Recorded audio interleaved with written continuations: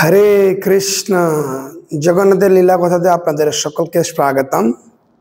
তো আমরা ধারাবাহিক ভগবান জগন্নাথের আনন্দময়, উজ্জ্বল, করুণাময়, কৃপাময়, ভক্ত বাৎসল্যময় লীলা কথা শ্রবণ করে আসছি। আজকেও আমরা একজন ভগবানের মহান ভক্ত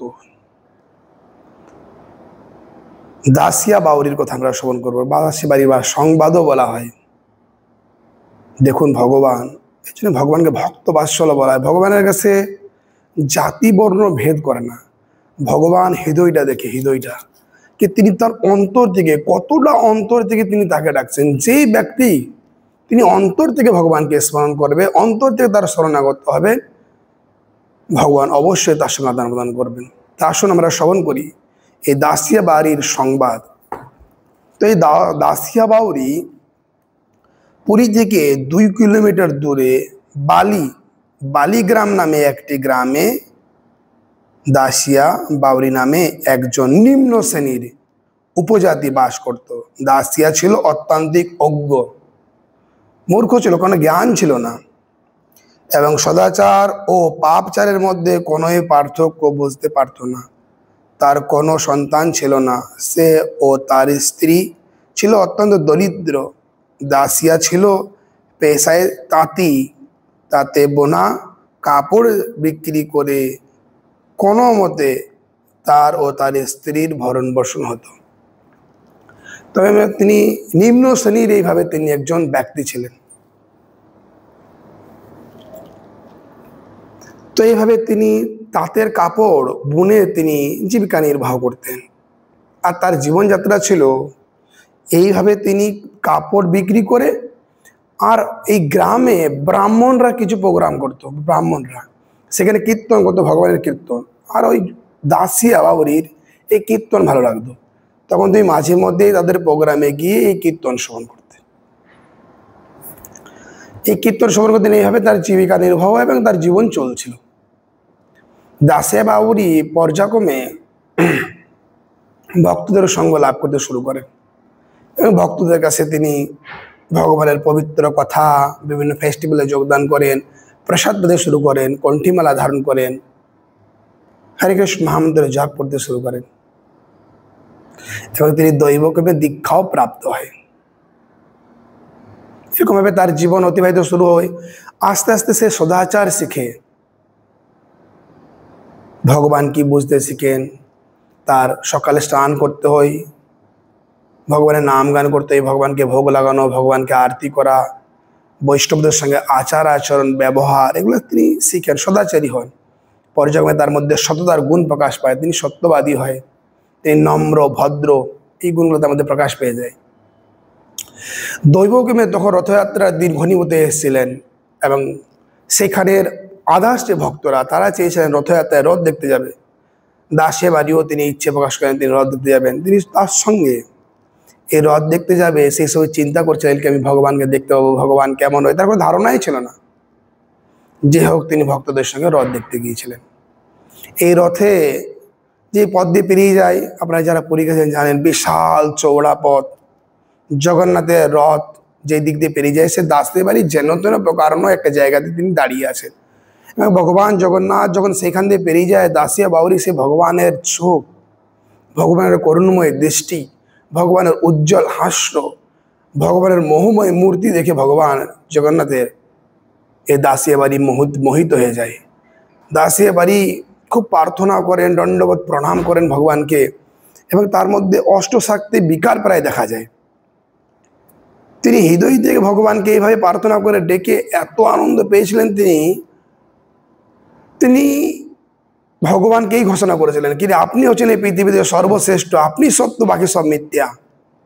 আমি আমার জীবনকে আপনার চরণে সমর্পণ করছি এবং প্রতিজ্ঞা করছি আমি আজীবন আপনার পৃথিবী দান অর্থে আমার জীবনকে অতিবাহিত করব। এবং তিনি রথ দর্শন করে তিনি বাড়ি ফিরছেন। বাড়ি ফিরেছেন যথারীতি। তার স্ত্রী তাকে হাত মুখ ধৌত করে, মানে তিনি ধুয়ে এসছেন, তারপরে খেতে দিয়েছে। তো দাসিয়া বাড়ি খেতে গেছে, তিনি থালাতে দেখছেন জগন্নাথের চোখ। কেন ওইভাবে রাইস, পালক শাক, আরও কিছু সাজানো ছিল, একদম পুরো জগন্নাথের চোখের মধ্যে দেখতে। এবং জগন্নাথের সেই চোখকে দেখে দাসে বাড়ির আবার সেই ভগবানের স্মৃতিপটে চলে এসেছেন এবং তিনি ওই মুখ দেখে কাঁদতে শুরু করে, উন্মাদ হয়ে যায় তিনি। তিনি মনে করেন আমি এটা কি করে খাবো, এটা আমার প্রভুর চোখ। তিনি উঠে নৃত্য কীর্ত করতে শুরু করে এবং তার স্ত্রী মনে করে কি আমার প্রভু এইভাবে উন্মাদ কেন হয়ে গেছেন। আমার মনে হয় তিনি পুরীতে গেছিলেন, ওইখানে মনে হয় কেউ তাকে এইভাবে একটা কোনো মন্ত্রতন্ত্র দিয়ে এভাবে করে দিয়েছে। তখন তিনি পাড়ার লোককে ডাকেন এবং পাড়ার লোককে বলেন, পাড়ার লোক আসে, সবাই দেখে কি ব্যাপার কি হচ্ছে। দাসী বাড়িকে জিজ্ঞাসা করে তুই খাচ্ছ না কেন, তখন দাসী বাড়ি প্লেটটা ওদের সামনে বাড়িয়ে দেয়, আমি কী করে খাবো, এটা আমার প্রভুর চোখ। এবং সকলে যখন ভালো করে দৃষ্টি দিয়ে দেখে তখন তারা বুঝতে পারেন ওরে এ তো জগন্নাথের চোখের মতো দেখতে, কি করে খাবে। তখন তার স্ত্রীকে বলে তুমি এক কাজ করো, তুমি এই শাক আর রাইস সবজি এগুলো সব আলাদা আলাদা করে ওকে খেতে দাও। তখন দাসিয়া বাড়িকে তার স্ত্রী আলাদা করে খেতে দেয় এবং দাসিয়া বাউরি সেগুলো সম্পূর্ণ আনন্দ সহকারে খায়। এবং সেই সমস্ত গ্রামবাসী বুঝতে পারেন এই তো জগন্নাথের বিশেষ কৃপা লাভ করেছে।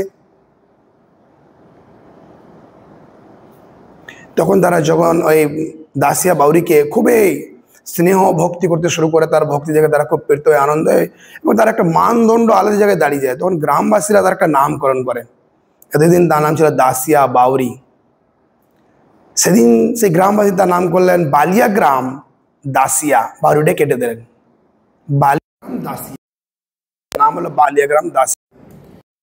তিনি তার ওই গ্রামে ভগবানের চিন্তাতে সবসময় ব্যস্ত থাকে। তিনি সবসময় ভগবানের সেই নয়ন, ভগবানের বিগ্রহর যে মূর্তি রূপ দেখেছিলেন সেই রূপের চিন্তা করে তিনি সবসময় বিভোর থাকতেন। সেই সবসময় তিনি একদম বিভোর থাকতেন। ভক্তরাও যারা অন্যান্য ভক্তরা ছিল তারা খুব সম্মান করতেন, মাঝে মাঝে দেখা করতে আসতেন তার সঙ্গে এবং তার মধ্যে সমস্ত সদ্গুণ প্রকাশ পেতে শুরু হয়ে গেছিল। সমস্ত সদ্গুণ, একটা ভক্তের যে শুদ্ধ ভক্তের যে একটা গুণ হয় সে সমস্ত গুণ তার শরীরে বিদ্যমান দেখা যাচ্ছিল। তার ব্যবহার আচরণ সব দিক দিয়ে তিনি ভক্তদের প্রতি একটা আলাদা স্নেহবশত হয়ে গেছিল, স্নেহপরায়ণ হয়ে গেছিল, সেবাপরায়ণ হয়ে গেছিল। ভক্তদেরকে নিজের মনে করছিলেন তিনি। তো একসময় এই দাসিয়া বাউরি তিনি তাঁতি ছিলেন, তিনি এই তাঁতের কাপড় দিয়ে একটা বাড়িতে তিনি গিয়েছিলেন সেই তাদের কাপড় দেওয়ার জন্য। তখন তিনি ওইখানে একটা নারিকেল দেখতে পায় এবং তার খুব পছন্দ হয় এবং তিনি মনে মনে সংকল্প করেন এই নারকেল আমি ভগবান জগন্নাথকে দেব। তখন তিনি ওই বাড়ির মালিককে জিজ্ঞাসা করে কি আমার ওই নারকেলটা খুব পছন্দ হয়েছে, সেটাকে আমি পেতে পারি, তাতে তোমার যত মূল্য লাগবে তুমি নিয়ে নিতে পারো।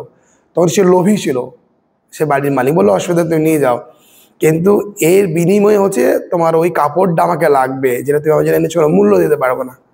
তো দাসিয়া বাড়ি সেটা জীবিকা নির্বাহ ছিল, সেটা জীবিকা ছিল। তো তেনার এইসব চিন্তাই আসেনি মাথায়, তিনি ওই জগন্নাথকে দিতে পারবে সেই চিন্তা করে তিনি অভিভূত হয়েছেন এবং তিনি সেই নারকেল নিয়ে বাড়িতে ফিরে এসেছেন।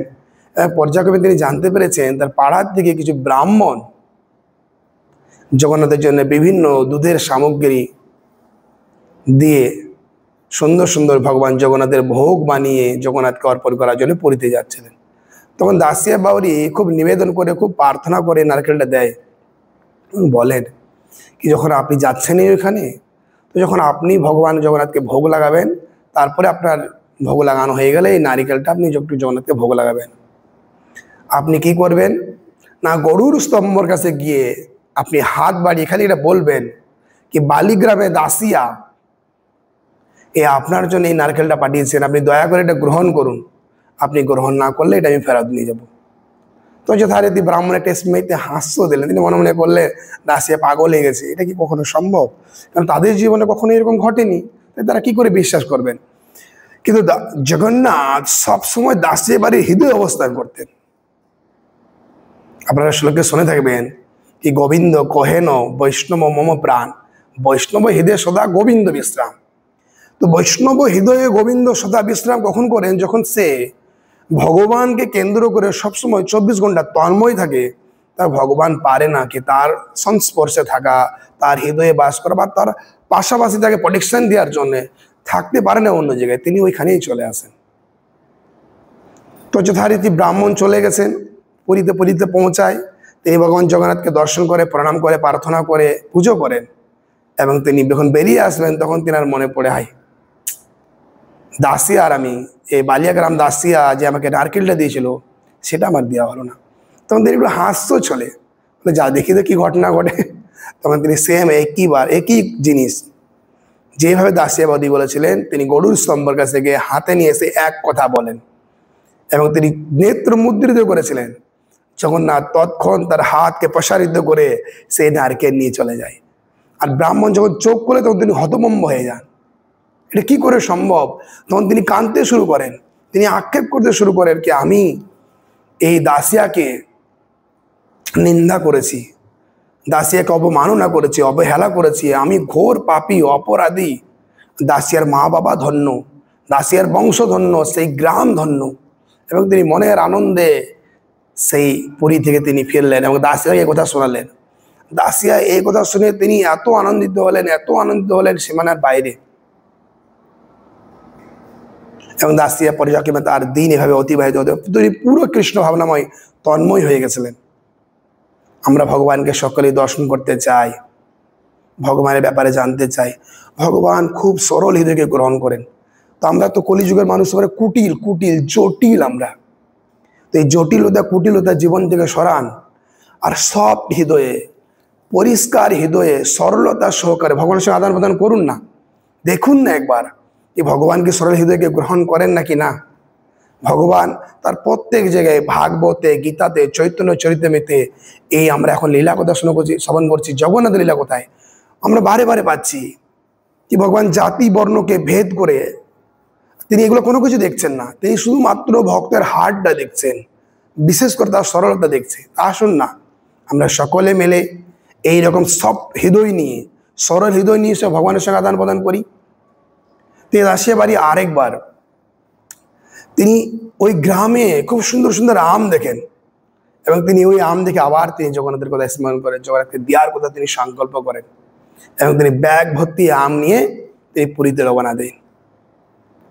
জগন্নাথকে তিনি সেগুলো অর্পণ করবেন। আবার তিনি যখন সিংহ দ্বার দিয়ে জগন্নাথের দিকে যায় তখন অনেক সেই পান্ডারা দিকে ওই আমগুলো দিকে লালায়িত হয়ে গিয়ে চলো চলো জগন্নাথকে এরা অর্পণ করবে, তারপরে আমরা প্রসাদ আস্বাদন করে পেছনে যাই। দাসিয়ার একটু কেমন একটা অকওয়ার্ড লাগে এবং দাসিয়াকে ওরা বলে কি তুমি আমগুলো নিয়ে কোথায় যাচ্ছ, আমরা ভোগ লাগিয়ে দেবো। তখন দাসিয়া বলে দেখো এগুলো ভোগ লাগানোর জন্য আমার তো আমাদের দরকার নেই বা আপনাদের দরকার নেই, আমি ভোগ লাগিয়ে নেবো। তখন ওরা বলে আরে তুমি ভোগ লাগাবে কি করে, আমরা পূজারি, আমরা পান্ডা, আমরা না হলে কি করে ভোগ লাগবে এটা। তো যখন ওই দাসিয়া কোনো চিন্তা না করে সামনে একটু এগিয়ে যায়, দাসিয়া পরে এক জায়গায় সেই সমস্ত আমগুলা রেখে তিনি কি করলেন না, তিনি এই ভগবান জগন্নাথের নীল চক্র দিকে তাকিয়ে পর্যায়ক্রমে তিনি তার আমগুলো অর্পণ করতে শুরু করলেন। এবং সকলে দেখছে সেখানে পান্ডারা কি সেই দাসের হাত থেকে আমগুলো উধাও হয়ে যাচ্ছে। এরকম করতে করতে সমস্ত আম উধাও হয়ে যায় এবং সে ব্রাহ্মণরা এসে করে সে দাসীকে জিজ্ঞেস করে কি ব্যাপার, কি হলো, আমগুলো উধাও কেন হয়ে গেলো, তুমি কি জাদুঘর, তুমি কি জাদু জানো নাকি তুমি মায়াবী। তখন দাসী স্মিত হাস্য দিয়ে বললেন কি না না, অ্যাকচুয়ালি অনন্তপুরী ব্রহ্মাণ্ডের মালিক হচ্ছেন জগন্নাথ। তো আমি মন থেকে জগন্নাথকে অর্পণ করেছি, জগন্নাথ সব গ্রহণ করেছে। তোমরা এক কাজ করো, মন্দিরে যাও, মন্দিরে গিয়ে দেখো। তখন সমস্ত পান্ডা এই মন্দিরে যায়, মন্দিরে গিয়ে দেখে ও কৃষ্ণ এ আম আর আমের খোসা চতুর্দিকে ছড়িয়ে আছে। তখন তারাও মানে খুব লজ্জিত হয়ে কাঁদতে শুরু করে এবং দাসী বাড়ির কাছে ছুটে এসে যত চরণ ধরে নেয় এবং ক্ষমা প্রার্থনা করে কি আপনি ধন্য, আমাদের জীবনটা বেকার, আমরা এতদিন জগন্নাথের সেবা করো, এইভাবে জগন্নাথের সঙ্গে আদান প্রদান করতে পারিনি, আমরা আপনাকে অনেক নিন্দা করেছি, অনেক কিছু করেছি, আপনি মহান, আপনি আমাদের পাণ্ডার থেকেও অন্যতম, আপনি আমাদের কৃপা আশীর্বাদ করুন। অনেক রকম কাউতদিন মিনতি করতে শুরু করেন।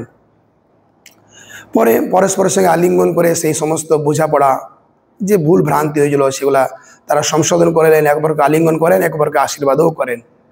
তারপরে দাসিয়া বাড়ি এভাবে তিনি তার গৃহে প্রত্যাবর্তন করেন এবং আজীবন তিনি ভগবান জগন্নাথের বিধিবিধান অর্থে তার জীবনকে উৎসর্গ করে তিনি এই জীবন অতিবাহিত করেন।